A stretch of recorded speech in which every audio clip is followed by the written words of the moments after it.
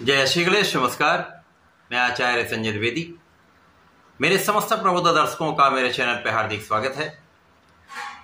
प्रिय दर्शकों, आज मैं कन्या राशि का नवंबर माह का मासिक राशिफल लेकर आपके सम्मुख उपस्थित हूँ। नवंबर माह में जो ग्रहों की स्थितियां तथा जो ग्रहों के परिवर्तन होंगे वो इस माह में आपको कितना लाभ देने जा रहे हैं, कौन कौन से भाव प्रबल होने वाले हैं, आपका स्वास्थ्य कैसा रहेगा, आपका शिक्षा ज्ञान का भाव कैसा रहने वाला है, इस समय में आपका कार्यक्षेत्र कितना प्रबल होगा, कार्यक्षेत्र से कितना लाभ आप लेंगे, सुखों में कितनी वृद्धि कर सकते हैं, धन का कितना लाभ मिलेगा, भाग्य का कितना साथ मिलेगा, जीवन साथी के साथ कैसा समय रहने वाला है तथा यदि कहीं पर कोई समस्या है तो उसका क्या निराकरण है, संपूर्ण विश्लेषण मैं पूर्ण तरीके के साथ करने जा रहा हूं। प्रिय दर्शकों, इस राशिफल को आप अपने लग्न तथा राशि दोनों के अनुसार देख सकते हैं। अर्थात यदि आपकी कन्या लग्न है अथवा कन्या राशि है तो ये राशिफल आपके लिए। कन्या राशि बुध की राशि है तथा वर्तमान समय में बुध का गोचर आपके तृतीय भाव में चल रहा है। 1 नवंबर को जो ग्रहों की स्थितियां वो इस प्रकार होंगी। लग्न में केतु होंगे, द्वितीय भाव में सूर्यदेव होंगे जो कि अपनी नीच राशि में होंगे। जैसा मैंने बताया, तृतीय भाव में बुध का गोचर होगा तथा यहाँ पर शुक्राचार्य भी होंगे। आपके षष्ठम भाव में शनिदेव का गोचर चल रहा है जो वर्तमान समय में वक्री अवस्था में है। सप्तम भाव में राहु का गोचर है।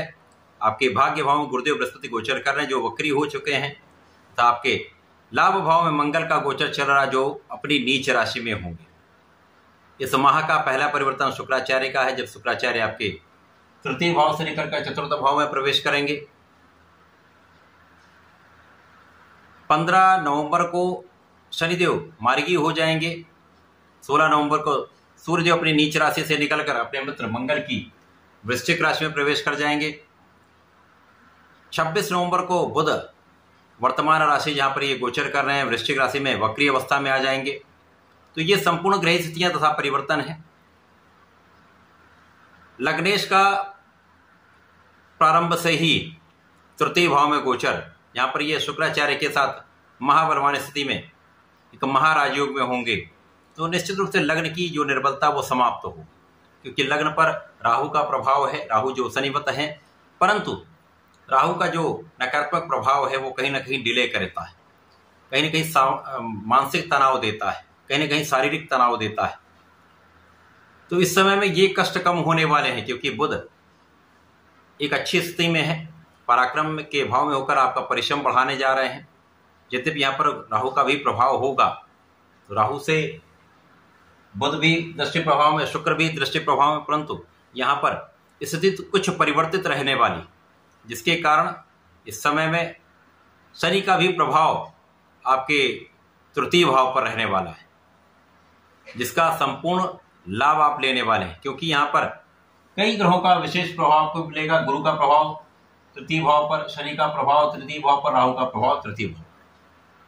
तो निश्चित रूप से ये तृतीय भाव अत्यंत प्रबल रहने वाला है, जिसके कारण आपका परिश्रम श्रेष्ठ रहेगा। परिश्रम का संपूर्ण लाभ आप ले पाएंगे। छोटे भाई बहनों का सहयोग मिलेगा। यहाँ पर भाग्य में निश्चित रूप से वृद्धि होगी। भाग्य वृद्धि का लाभ आप अपने कार्य क्षेत्र में लेने वाले हैं। स्वास्थ्य समस्याएं कम से कम होंगी, यद्यपि यहाँ पर तनाव रहने वाला है। कोई ना कोई तनाव आपको समस्या देता रहेगा। अधिक समस्या से फ्रस्ट्रेशन बढ़ सकता है, तो उसमें आपको ध्यान देना होगा। आलस्य का त्याग करना होगा। बिना कारण डर, जो आपको अकारण डर जो है उसको दूर करना होगा। इसके लिए आपको नियमित रूप से सूर्यदेव को जल देना चाहिए। इस समय में सूर्यदेव नीच के हैं, इसका भी प्रभाव आपके लग्न पर पड़ रहा है, क्योंकि आत्मबल के कारक सूर्य हैं, क्षमता सामर्थ्य के कारक सूर्यदेव हैं, जिसके कारण इस समय नीच की अवस्था में होने के कारण वो विशेष प्रभाव आपको प्राप्त नहीं हो पा रहा है, क्योंकि बुध के परम मित्र सूर्यदेव है और यहाँ पर द्वितीय भाव धन के भाव में नीच की राशि में है, जिसके कारण धन का आगमन उतना अच्छा नहीं हो पाता, एक अच्छा फ्लो नहीं बन पाता तथा धन का बिना कारण व्यय हो जाता है। धन को आप संचित नहीं कर पाते। इसी प्रकार से वाणी में भी यही भाव रहता है। बुध की अच्छी अवस्था भी यहाँ पर दूषित है तथा वाणी के भाव में सूर्यदेव नीच राशि में, जिसके कारण आपकी वाणी का प्रभाव कहीं ना कहीं समस्या का कारण बन सकता है। परिवार के बीच में विशेष रूप से आपको बहुत संयम, बहुत सावधान तथा सामंजस्य बनाकर चलना चाहिए, क्योंकि यहाँ पर आपकी वाणी कष्ट का कारण बन सकती है। पारिवारिक संपत्ति में भी लिटिगेशन आएगा, कहीं ना कहीं कोई ना कोई समस्या रहेगी जिसके कारण उसका विशेष लाभ आप प्राप्त नहीं कर पाएंगे। परंतु यहाँ पर आपकी संपूर्ण सुरक्षा होगी, आपकी आयु की रक्षा होगी। इस समय शत्रुओं पर भी आपकी विजय रहने वाली है। कुछ ऋण बढ़ सकते हैं, यहाँ पर आपको बहुत सोच विचार कर ऋण लेना चाहिए। जो व्यापारी बंधु हैं वो ऋण का प्रयास कर रहे हैं तो उनको आसानी से ऋण प्राप्त हो जाएगा। कोई ना कोई छोटा मोटा रोग लगा रह सकता है, परंतु उन पर भी आपका नियंत्रण रहने वाला है। इस समय में आपको संयमित रहना चाहिए, भोजन पर पूर्ण नियंत्रण रखना चाहिए तथा अपने व्यसनों पर संपूर्ण नियंत्रण रखना चाहिए। जीवन साथी के साथ सामंजस्य बनाकर चलें, क्योंकि जीवन साथी के साथ सामंजस्य में समस्या आ सकती है तथा यहाँ पर जीवन साथी के स्वास्थ्य में जो समस्याएं थी वो बहुत कुछ यहाँ पर सॉल्व हो जाएंगी तथा यहाँ पर आपके लग्न को प्रबलता मिलेगी, क्योंकि गुरु का प्रभाव आपके लग्न पर भी है, गुरु का प्रभाव आपके ज्ञान पर भी है। तो आपका ज्ञान जो है आपको बहुत सबल बनाने वाला है, आपको योग्य बनाने वाला है। आपकी शिक्षा, आपका ज्ञान आपको लाभ में वृद्धि कराने वाला है।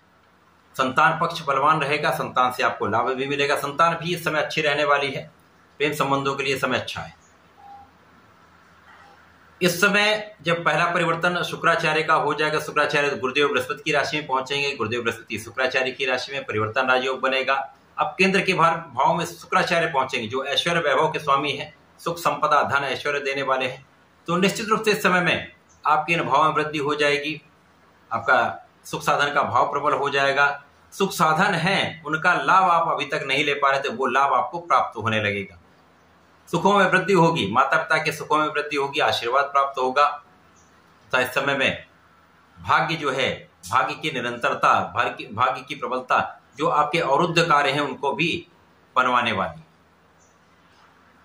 जब शनिदेव मार्गी हो जाएंगे तो आपके लिए अच्छा एक भाव बनने वाला है। यद्यपि यहाँ पर संतान के कारण कुछ तनाव रहेगा, संतान के कारण कुछ समस्याएं रह सकती हैं, कोई बड़ा कष्ट नहीं है, केवल आपको बिना कारण चिंता से बचना चाहिए। परंतु जब यहाँ पर शनिदेव बलवान होंगे तो ये आपके कष्टों को कम करने वाले होंगे, शत्रुओं पर विजय दिलाने वाले होंगे, कानूनी समस्या में आपका पक्ष बलवान करने वाले होंगे तथा यहाँ पर आपके परिश्रम, आपके साहस को बढ़ाने वाले होंगे। सूर्यदेव जब तृतीय भाव में आएंगे तो सूर्यदेव का प्रभाव यहाँ पर मित्र की राशि में होकर बलवान हो जाएगा, क्योंकि नीच राशि से इनका परिवर्तन होगा। अब यहाँ पर भाग्य तो वैसे ही प्रबल है, गुरुदेव का साथ मिल जाएगा, बुध का संयोजन मिल जाएगा, तो यहाँ पर महाप्रबल बुधादित्य योग बन जाएगा जो आपको शासन सत्ता से, आपके राजकीय सेवाओं से, शासन प्रशासन से संपूर्ण सहयोग दिलाने वाला होगा। भाई बहनों का सहयोग मिलेगा तथा यहाँ पर सरकारी सेवाओं से, सरकारी तंत्र से विशेष लाभ आपको प्राप्त होता है। यहाँ पर आपका नेतृत्व का गुण प्रबल हो जाएगा, आपकी क्षमता में वृद्धि हो जाएगी। तो यहाँ पर आपका कार्यक्षेत्र विशेष रूप से प्रभावित होगा, कार्यक्षेत्र में बड़ा परिवर्तन करके आप एक अच्छा लाभ लेने जा रहे हैं। जो निर्बलता आ रही थी आपके कार्यक्षेत्र में वो निर्बलता दूर होगी तथा कार्यक्षेत्र की निरंतरता आपको बड़ा लाभ देने वाली है। इसी प्रकार से जब बुध वक्री हो जाएंगे तो तृतीय भाव में ही वक्री होंगे, तो यहाँ पर ये पूरे माह में रहने वाले हैं, तो विशेष रूप से फलदायी ये समय रहने वाला है, क्योंकि वक्री बुध बलवान हो जाएंगे। सूर्य के साथ विशेष रूप से संयोजन जो है वो बड़ा लाभ दिलाने वाला होगा। तो यहाँ पर लग्न को भी विशेष सहयोग मिलेगा, तनाव आपका कम होगा, शारीरिक समस्याएं कम होंगी, मानसिक समस्याएं भी कम होंगी तथा यहाँ पर कार्यक्षेत्र की प्रगति से विशेष लाभ भी आपको प्राप्त होने लगेंगे। आपकी क्षमता से, आपके परिश्रम से संपूर्ण लाभ आप ले पाएंगे। तो ये समय, ये माह एक अच्छा माह रहने वाला है, जहां पर कुछ समस्याओं के होते हुए भी आप बड़ा लाभ लेने जा रहे हैं। इस पूरे समय में आपको नियमित रूप से भगवान गणपति की आराधना करनी चाहिए। ओम गंग गणपतये नमः का जप करना चाहिए। गणपति स्तोत्रम का यदि सुबह और संध्या के समय पाठ कर लेंगे तो संपूर्ण कष्ट दूर होंगे, संकट दूर होंगे, आपको लाभ की वृद्धि निश्चित रूप से होगी। तो ऐसा करके इसका लाभ लें। धन्यवाद, नमस्कार।